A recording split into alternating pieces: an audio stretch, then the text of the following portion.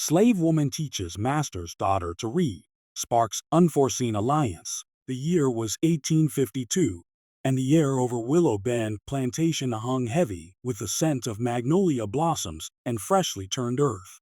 The great house, a wide porched mansion painted white as bone, stood on a gentle rise overlooking rows of cotton that stretched like green seas to the horizon. Spanish moss dripped from ancient live oaks, swaying in the lazy Louisiana breeze as if whispering secrets too old to speak aloud. Eliza Hawthorne, just turned 16, was the only child of Colonel Richard Hawthorne, master of Willow Bend. She had her mother's fair skin and golden curls, but her father's restless gray eyes that always seemed to be searching for something beyond the plantation gates. Eliza spent her days in the shaded parlor with French lessons and embroidery, yet her heart yearned for the worlds hidden inside the leather-bound books that lined her father's study. Books she was allowed to admire, but never to open alone. Ladies, her father often said, needed only enough learning to entertain guests and manage a household.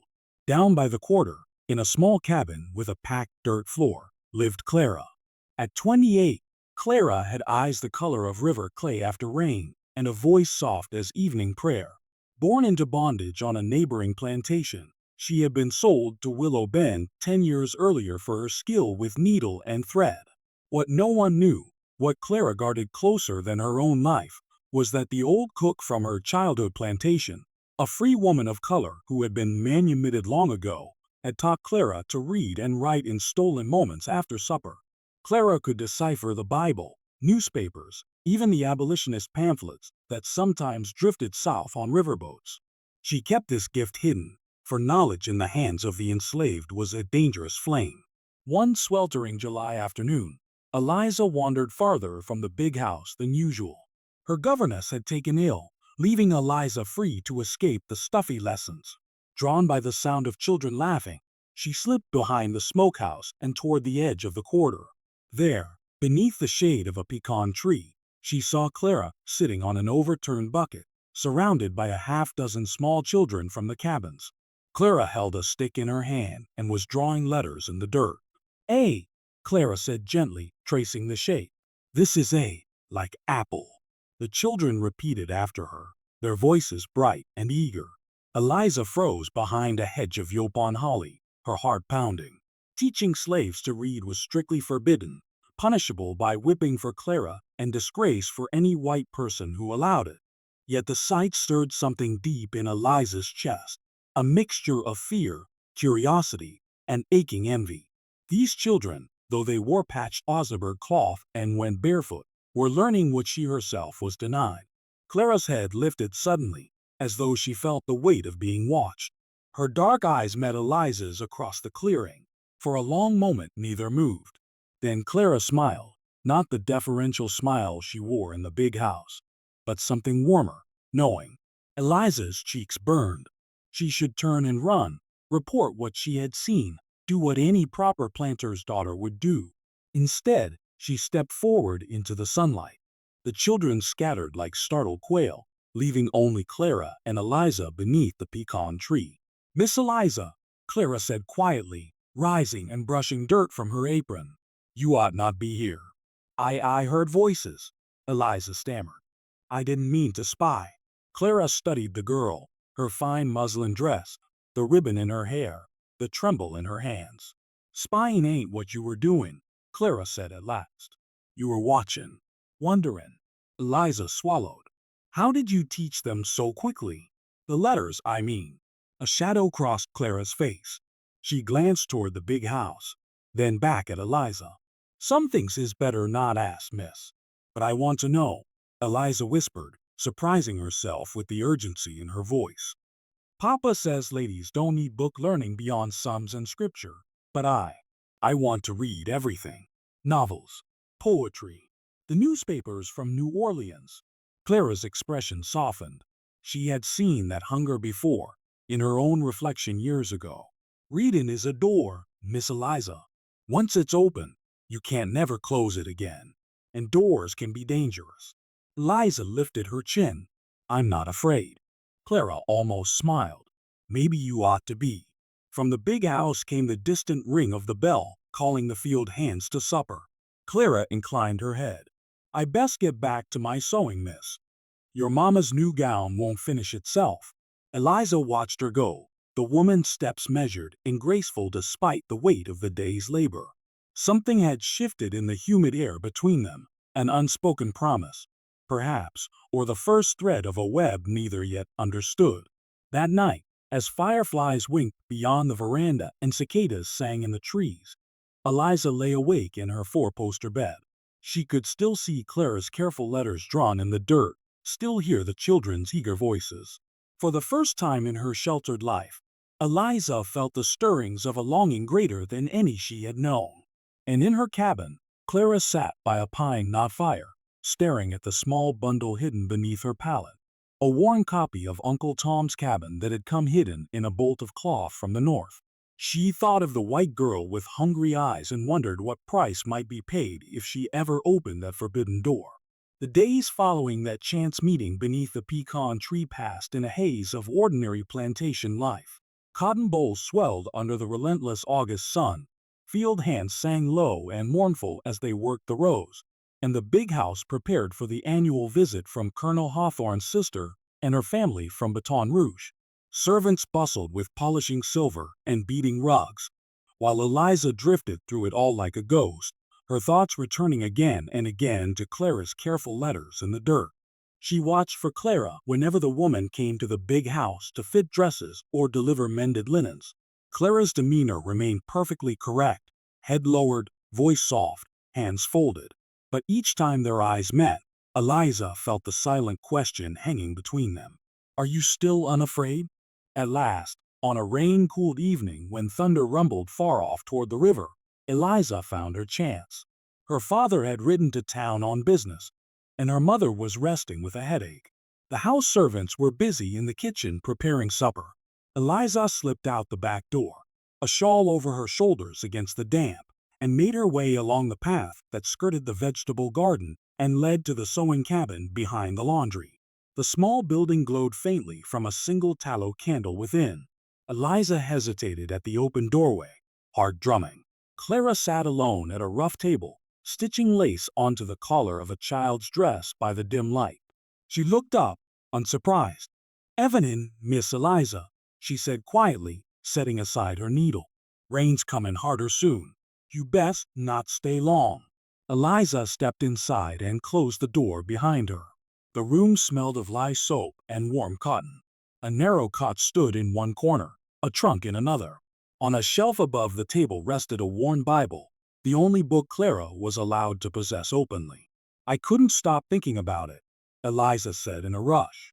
"The letters, the children learning so quickly.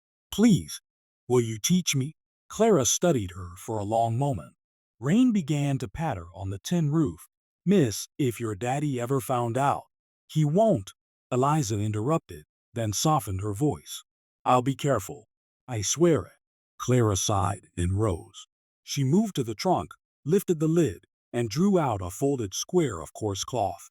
Unwrapping it revealed a child's hornbook, a wooden paddle with the alphabet printed on paper beneath a thin sheet of translucent horn, once used by plantation children long ago and now forgotten in storage. Clara had rescued it years earlier. "This belonged to your mama when she was small," Clara said.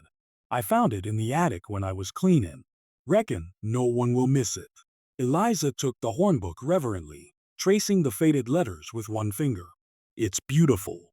"Sit," Clara said, pulling a three-legged stool closer to the table. She placed the candle between them. "We start simple. You know your letters already from embroidery patterns and such, but reading whole words is different. It's seeing the music in 'em." For the next hour, as rain drummed steadily overhead, Clara guided Eliza through the alphabet sounds, then simple words. Cat, hat, man, ran. Eliza stumbled at first, her cheeks flushing with frustration. She was used to mastering needlework or French phrases quickly, but reading felt like trying to catch smoke. "You rushin' it," Clara said gently. "Words ain't going nowhere. Let 'em come to you slow." Eliza breathed deep and tried again. Slowly, the shapes began to connect to sounds she already knew from hearing books read aloud. When she finally sounded out "river" without help, a smile broke across her face like sunrise. Clara watched her, something tender and sad in her eyes. "That's it. You got the door cracking open now." They agreed to meet twice a week, on evenings when the colonel was away or occupied with ledgers, and always after the house had settled for the night.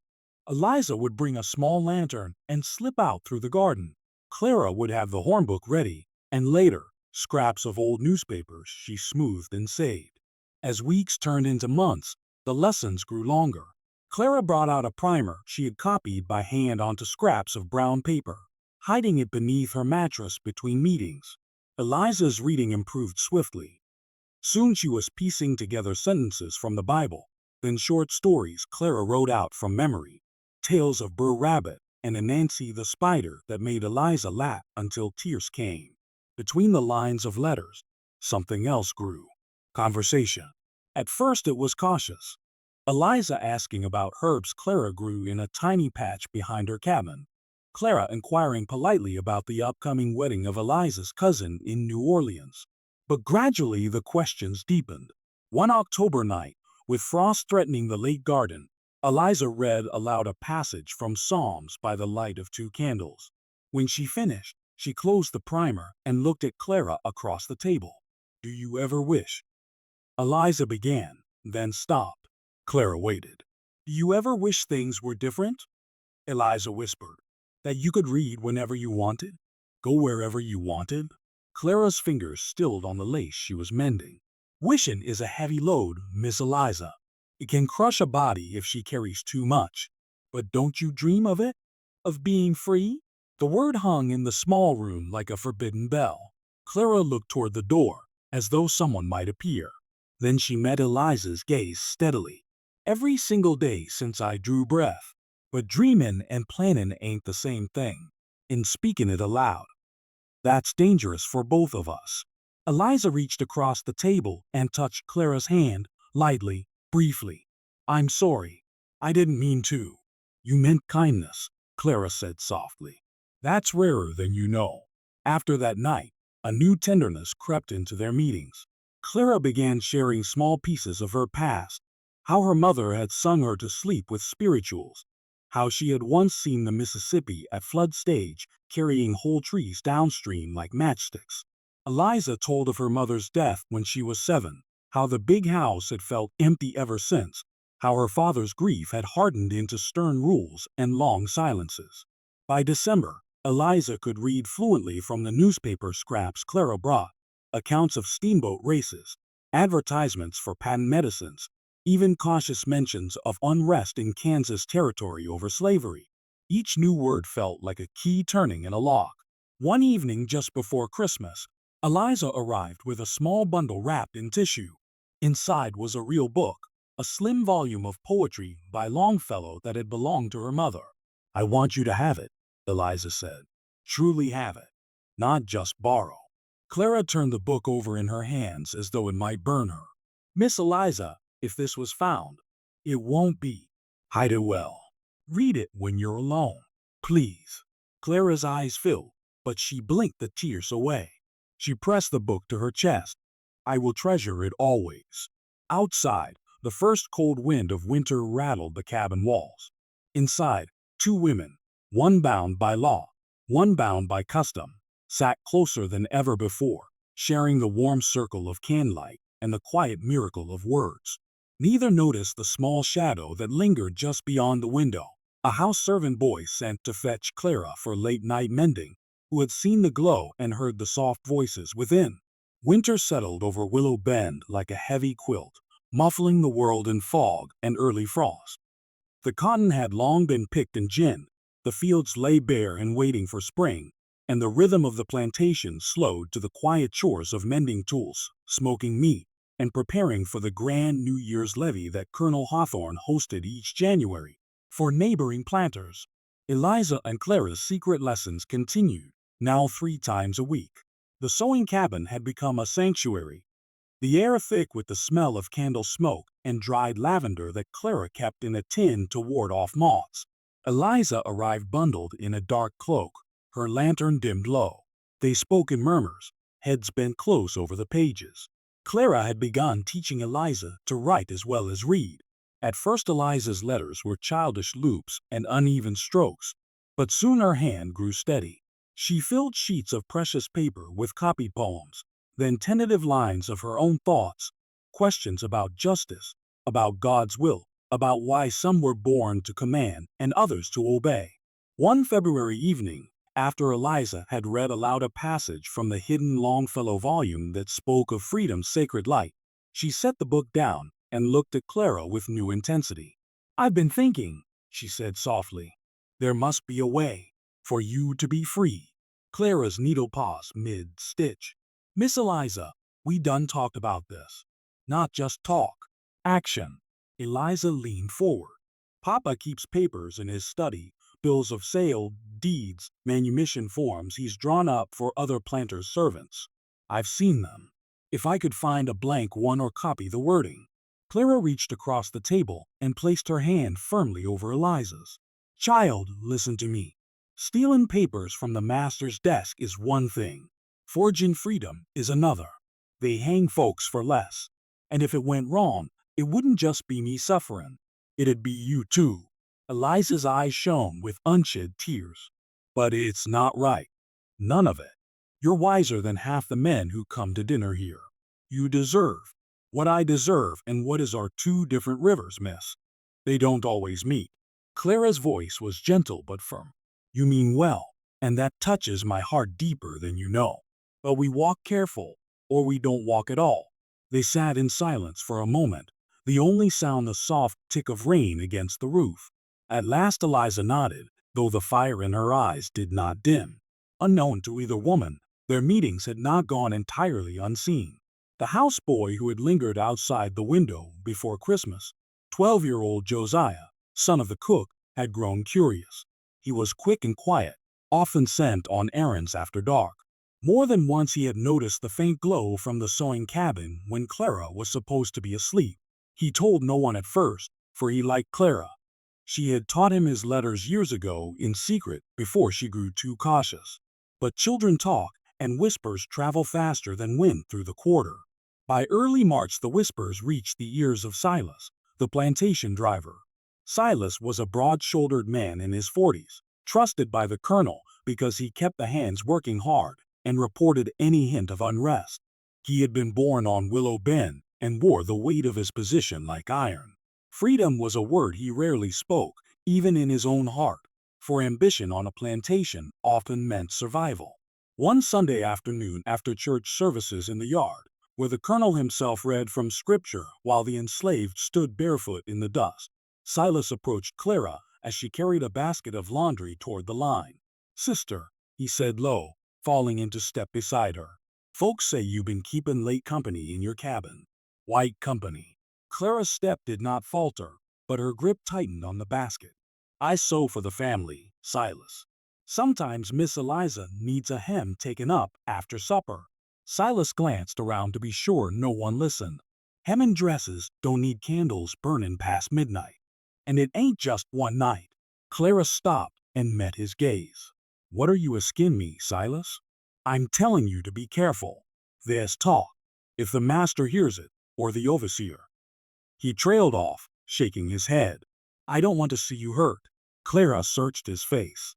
Silas had never been cruel, not like some drivers on other plantations.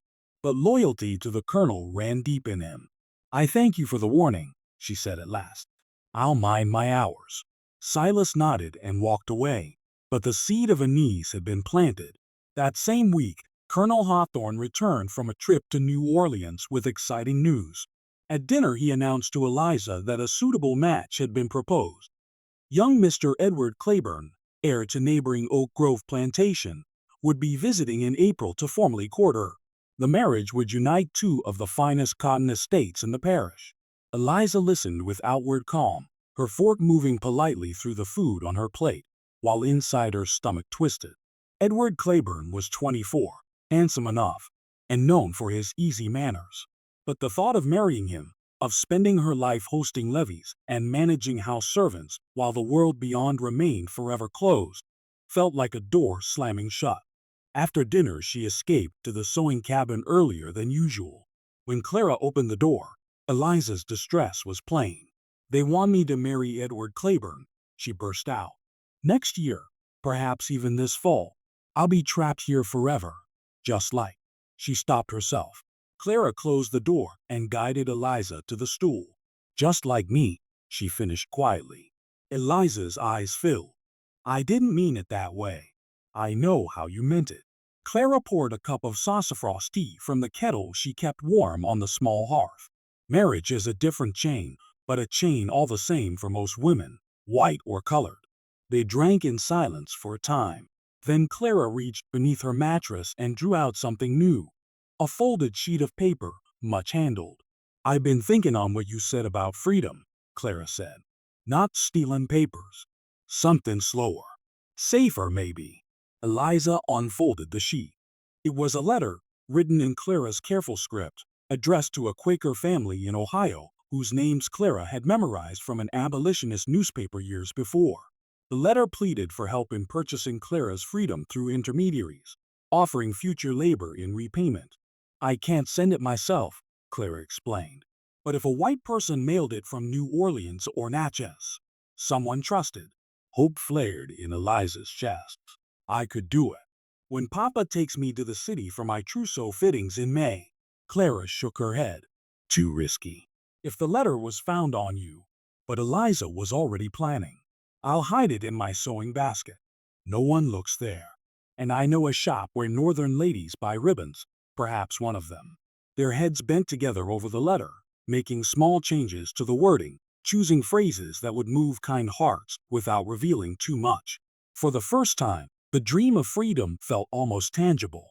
Outside the cabin, the March wind carried the scent of coming spring. Dogwood buds swelled pink along the lane, and red-winged blackbirds returned to the marshes. But in the shadows between the cabins, eyes watched and ears listened. Josiah, the houseboy, had followed Eliza that night out of simple curiosity. Hidden behind a rain barrel, he heard enough. Words like freedom and letter and Ohio. Fear and excitement warred in his young heart. He ran back to the kitchen, uncertain what to do. The next morning, Silas summoned Josiah to the barn. "Tell me true, boy," Silas said sternly. "What you seen at Clara's cabin?" Josiah's voice trembled as he repeated the fragments he had overheard. Silas's face grew grim. He cared for Clara in his guarded way, but he feared rebellion talk more than anything. If word reached the colonel of secret letters and white daughters plotting escape, blood would flow. That very evening, Silas went to the big house after supper and asked to speak privately with Colonel Hawthorne. In the sewing cabin, Eliza and Clara remained bent over their hopeful letter, unaware that the fragile thread of their alliance was about to be tested as never before. The evening of March 15, 1853, began quietly enough. A warm front had pushed up from the Gulf, bringing soft rain and the smell of damp earth. Lanterns glowed early in the big house as Colonel Hawthorne settled in his study with a glass of bourbon and the latest newspapers from New Orleans. Eliza, pleading a headache, had retired to her room after supper, though her real intention was to wait until the house grew still before slipping out to the sewing cabin with the revised letter to Ohio tucked safely in her pocket. In the kitchen, the cook and her helpers finished washing the last pots. Josiah hovered nearby, twisting his hands in his apron. He had not slept well since overhearing the talk of letters and freedom.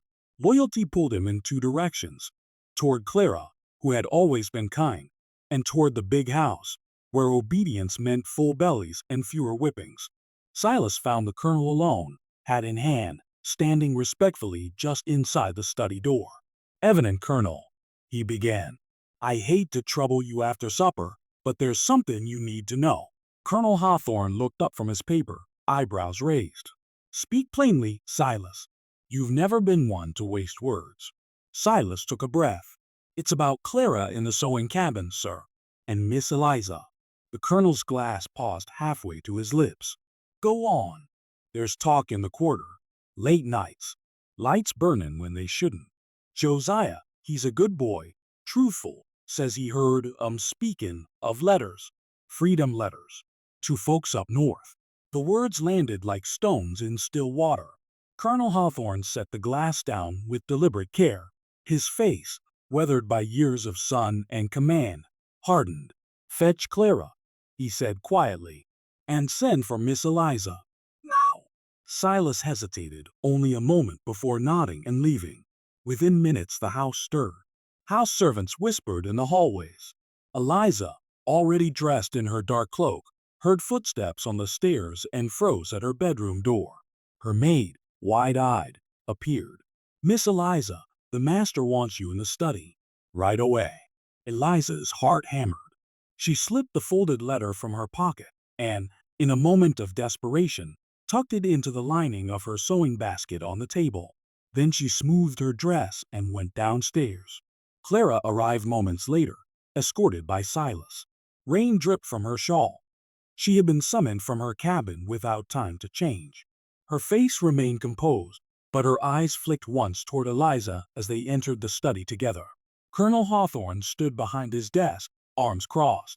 The fire in the grate crackled, casting long shadows. "Clara," he began, voice low and controlled, "Silas tells me you've been entertaining my daughter at improper hours, teaching her things no servant has any business teaching. Is this true?" Clara lowered her eyes. "I sew for Miss Eliza, sir. Sometimes late, when the light's better for fine work." The colonel's gaze shifted to Eliza. "And you, daughter? Have you been sneaking out to that cabin night after night?" Eliza's mouth went dry. She could lie, claim she only went for fittings, but the risk to Clara would be greater if the colonel searched the cabin and found the hidden books. She lifted her chin. "Yes, Papa, I have." A muscle twitched in his jaw. "For what purpose?" Eliza glanced at Clara, drawing strength from the woman's quiet dignity. "To learn to read properly, and to write." The colonel stared as though she had spoken in a foreign tongue. "You read perfectly well. Your governess recites to me," Eliza interrupted, her voice trembling but steady. "She reads aloud, but I wanted to read for myself. Everything Clara taught me." Silence filled the room, thick as the humid air outside. At last the colonel turned to Clara. "So you can read?" It was not a question. Clara remained silent. "Answer me." "Yes, sir," she said softly. "I can." His face darkened. Teaching a slave to read was illegal in Louisiana, punishable by fines, imprisonment, or worse. But for his own daughter to seek such instruction, the scandal, if it reached the parish, would be ruinous. He strode to the bell pull and rang sharply. When the overseer appeared, the colonel's orders were crisp. "Search the sewing cabin. Every inch. Bring me anything that looks like writing, papers, books, anything." The overseer nodded and left with two trusted men. Eliza stepped forward. "Papa, please. It was my doing," I begged her. "Punish me if you must, but don't." "Enough." His voice cut like a whip. "You will return to your room and remain there until I decide what is to be done. Silas, escort her." Eliza cast one desperate look at Clara before Silas gently but firmly took her arm and led her away. Alone with Clara, the colonel paced. "How long?" he demanded. "Since last summer, sir." "And the talk of letters? To Northerners?" Clara's heart sank. They had been overheard more than she realized. She chose her words with care. "Miss Eliza dreamed of helping me, sir." "Dreams, not plans." I told her it was foolishness." He stopped pacing and looked at her, truly looked, for the first time in years. Clara had been on Willow Bend for a decade, skilled and obedient. He had never struck her, never sold away her kin. Yet here she stood, educated in secret, corrupting his only child. "You know the law," he said at last. "I could have you whipped, sold south." Clara met his eyes. "Yes, sir. I know." The door opened.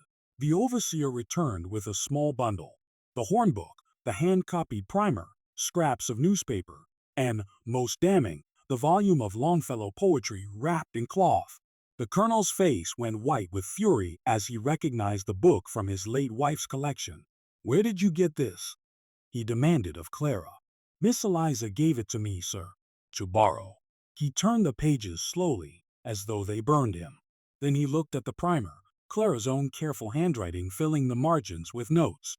At that moment Eliza, who had slipped from her room despite Silas's watch, appeared in the doorway. She had heard the voices raised. "Papa, stop. The book was a gift from me to Clara. She did nothing wrong." The colonel rounded on her. "You gave her my wife's book? To a slave?" "She is not just a slave," Eliza cried, the words bursting out before she could stop them. "She is my friend, my teacher. She is wiser and kinder than most of the ladies who visit here, and I love her like a sister." The room fell deathly still. Clara closed her eyes briefly, knowing what those words would cost. Colonel Hawthorne's voice, when it came, was dangerously quiet.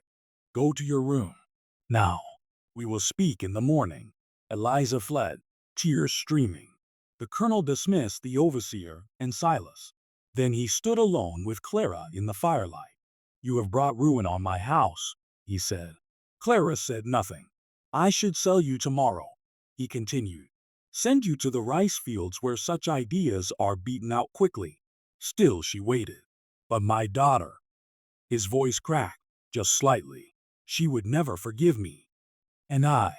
He stopped, unwilling to admit the tangle of anger, fear, and grief that choked him. At last he spoke. "You will be confined to the cabin until I decide your fate. No visitors. No work in the big house. The books will be burned. And if I ever hear of this again—" He did not finish the threat. Clara inclined her head. "Yes, sir." As she was escorted back through the rain to her cabin, now guarded, the colonel stood at the window watching the lantern lights bub in the darkness. Upstairs, Eliza knelt by her bed, sobbing into her pillow. The letter to Ohio remained hidden in her sewing basket, but the fragile bridge she and Clara had built seemed shattered beyond repair. Outside, thunder rolled over Willow Bend, and the warm rain turned cold. The storm had broken, and no one yet knew how deep the flood would run. The days after the confrontation stretched into a gray, endless March fog. Willow Bend seemed to hold its breath. No one spoke openly of what had happened in the study, yet everyone knew. House servants moved quietly through their tasks with eyes downcast. Field hands glanced toward the sewing cabin whenever they passed, wondering what fate awaited Clara. Even the dogs seemed subdued. Clara remained confined to her small cabin. A trusted houseman brought her meals twice a day and carried away the chamber pot. She was allowed no visitors, no needlework, no Bible, even that had been taken for safekeeping. The windows were shuttered from outside. In the long hours of solitude she sat on her cot, hands folded in her lap, staring at the bare walls.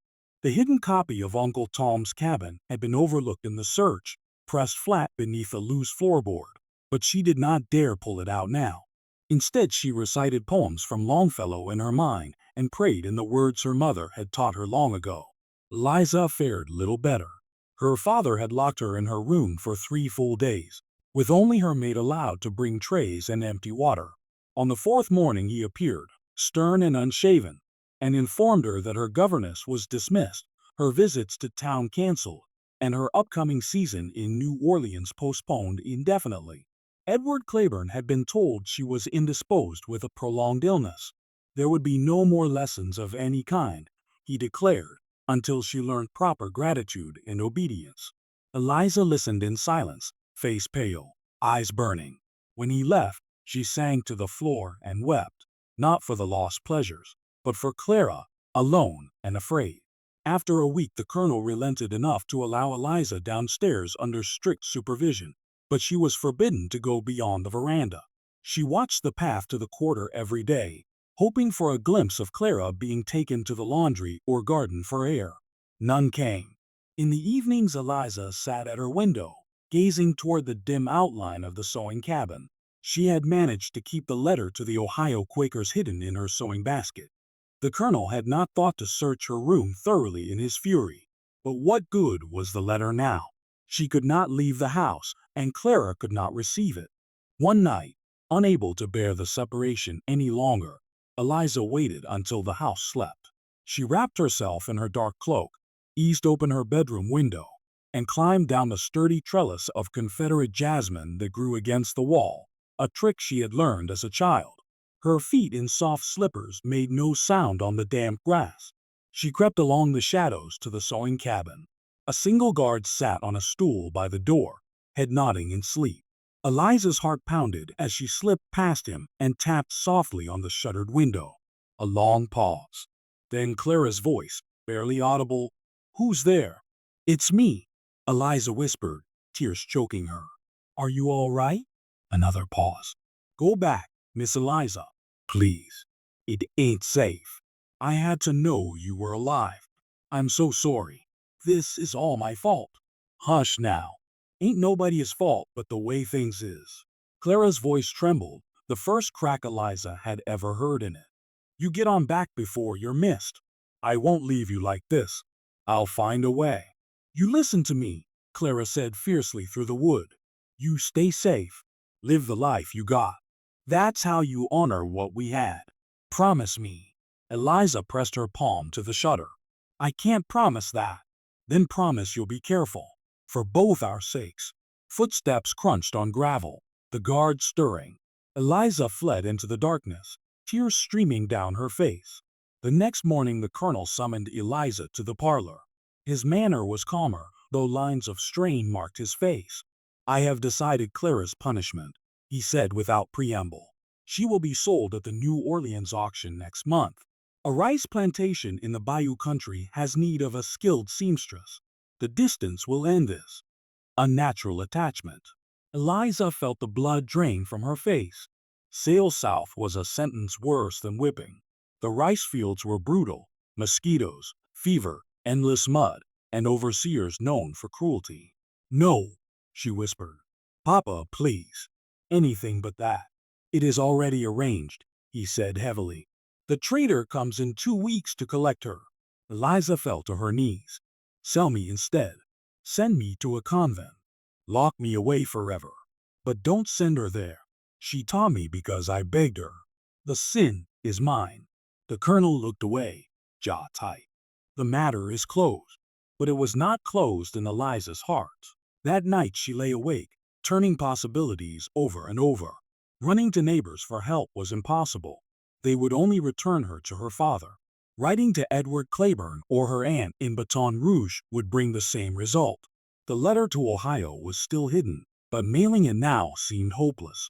In the depth of despair, a new thought came, dangerous, reckless, born of love and desperation. She would help Clara escape. The idea terrified her even as it took root. Runaways were hunted with dogs, branded if recaptured, sometimes killed as examples. A white girl aiding one. The scandal would destroy her father, perhaps land her in prison. Yet the image of Clara laboring in the rice swamps, growing old before her time, was worse than any fear. Over the next days Eliza watched and planned with a clarity she had never known. She noted the guards' patterns, the comings and goings of traders on the river road, the phases of the moon. She quietly gathered small items, a worn dress and shawl from the charity box, a little food wrapped in cloth, a few coins saved from her allowance. On the night before the trader was due, storm clouds gathered again, promising heavy rain. Eliza waited until thunder rumbled and rain lashed the windows.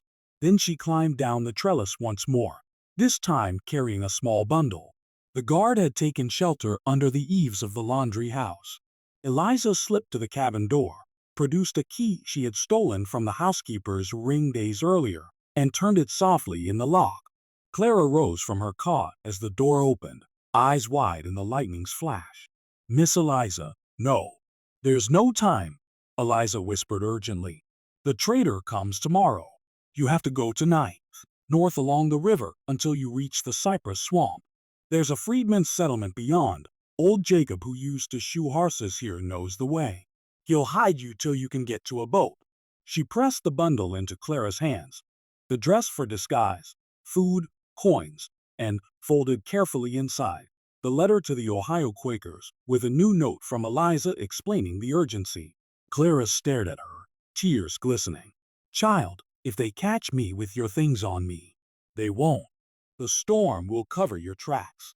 And I'll say I knew nothing." Eliza's voice broke. "Go, please. Live free for both of us." For a long moment, Clara searched Eliza's face.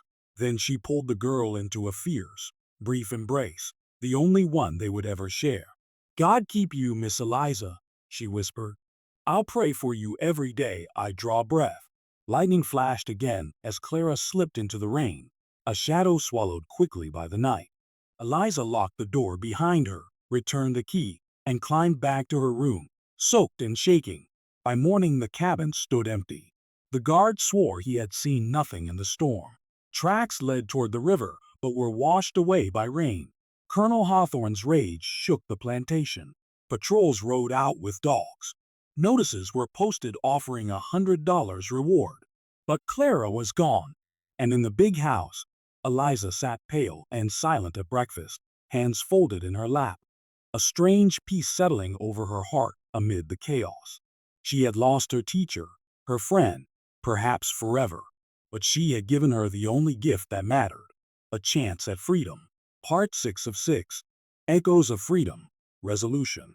Years passed over Willow Bend like seasons over a river, steady, relentless, changing everything while seeming to change nothing. The spring of 1853 brought no trace of Clara. Patrols returned empty-handed.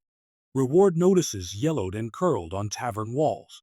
By summer the colonel ceased speaking her name. The sewing cabin stood empty for a season, then was given to a new family from the quarter. Life on the plantation resumed its ancient rhythm, planting, hoeing, picking, ginning. Yet a quiet shadow lingered in the big house. Eliza moved through her days like a sleepwalker. The colonel, perhaps out of guilt or lingering grief for his lost wife, did not force the marriage to Edward Claiborne immediately. Instead, he allowed Eliza a mournful freedom within the plantation bounds. No governess, no suitors, no trips to town. She spent long hours on the veranda with books from her father's library, now openly permitted as a lesser evil than secret lessons. She read voraciously. History, philosophy, novels that spoke of justice and the human heart.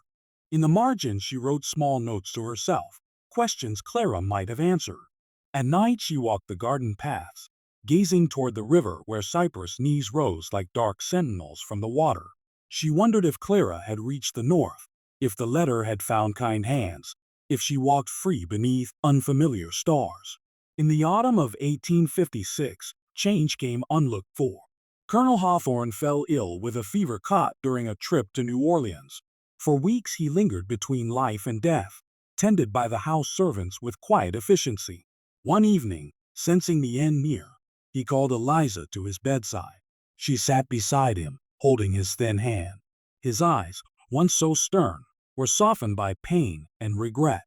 "I was wrong," he whispered, "about many things. Your mother, she wanted you educated, truly educated. I feared it would make you unhappy in this world. But unhappiness comes anyway, doesn't it?" Eliza pressed his hand, tears falling. "If I had listened to you, if I had freed Clara myself."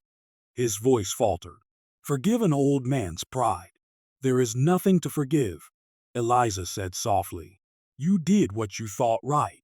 He died 2 nights later, leaving Willow Bend to Eliza, unmarried at 20, sole mistress of land and lives.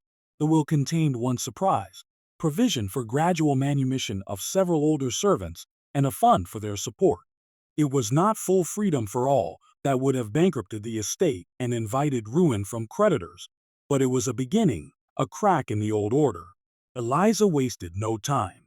Within a year she sold portions of outlying land to pay debts and began hiring freedmen as paid laborers alongside those still bound. She established a small school in the old chapel, taught by a Quaker tutor from Ohio who answered an advertisement she placed in northern papers. Children from the quarter, black and, quietly, a few poor white neighbors, learned letters side by side. She never married Edward Claiborne or any other suitor. Instead, she managed Willow Bend with a steady hand, earning respect for fair treatment and modern methods. Planters called her eccentric. Some predicted failure, yet the crops thrived and the people stayed. In the spring of 1861, when war clouds gathered and Louisiana seceded, Eliza made her quiet stand. She sheltered runaways passing through on the river road, guided them northward with food and forged passes. When federal troops finally reached the parish in 1863, Willow Bend opened its gates willingly. The remaining enslaved walked free that Juneteenth, papers signed by Eliza's own hand. Through all the years, no direct word came from Clara. Eliza had almost ceased to hope. Then, on a golden October day in 1867, a traveler arrived at the plantation gate. The man was tall, dressed in the plain coat of a northern minister, carrying a small valise. He asked to speak with Miss Eliza Hawthorne. Eliza received him in the parlor, curiosity mingling with the old ache in her heart. The minister introduced himself as Reverend Josiah Harlan of Cincinnati, once a conductor on the Underground Railroad. He drew from his valise a folded letter, yellowed with age but carefully preserved. "This was entrusted to me," he said gently, with instructions to deliver it only when the war was ended and freedom secure. Eliza's hands trembled as she opened it.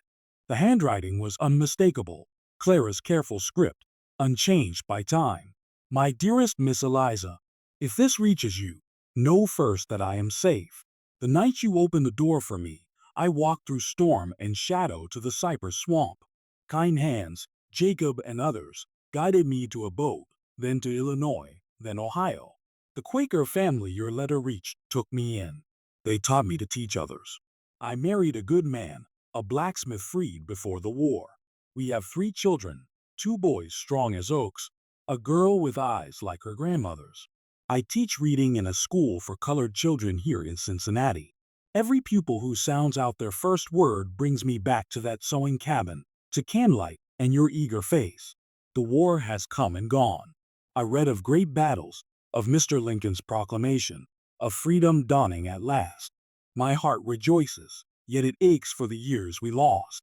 You gave me life twice, once with letters, once with a key in the ring. I can never repay such a debt, but I carry you with me always. Should our paths ever cross again in this world, know you will find a sister waiting. If not, we will meet beyond the river, where no chains bind any soul, with all the love a grateful heart can hold. Clara." Eliza read the letter twice, tears falling onto the page. When she looked up, the minister was smiling softly. "She wished me to tell you one more thing," he said. "Her eldest son bears your name, Elias, for the girl who taught his mother courage." That evening Eliza walked alone to the riverbank where magnolias still bloomed late in the season. She stood beneath the same ancient oaks that had sheltered stolen lessons long ago, the letter pressed to her heart. The sun set crimson over the water, gilding the cypress knees and the slow current carrying southward to the sea. Somewhere far north, another woman, teacher, wife, mother, perhaps looked at the same sky and remembered. Between them stretched years of separation, war, and rebirth, yet the thread they had woven in secret held strong.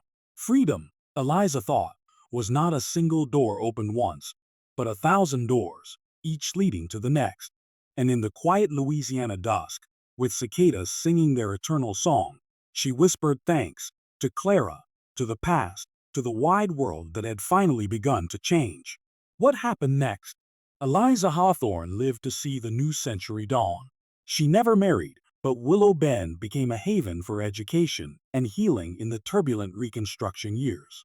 The school she founded grew into a respected academy that served generations. Clara's school in Cincinnati flourished too. Her children and grandchildren scattered across the North and West, carrying stories of a brave white girl in Louisiana who risked everything for a friend. The 2 women never met again in this life, but their letters, carefully preserved, passed into family lore, reminders that even in the darkest times, light can pass from one hand to another, kindling hope that outlasts change. And beneath the magnolias of Willow Bend, on quiet evenings when the river ran high, some say you can still hear soft voices, 2 women, one white, one black, whispering words that change the world one secret lesson at a time.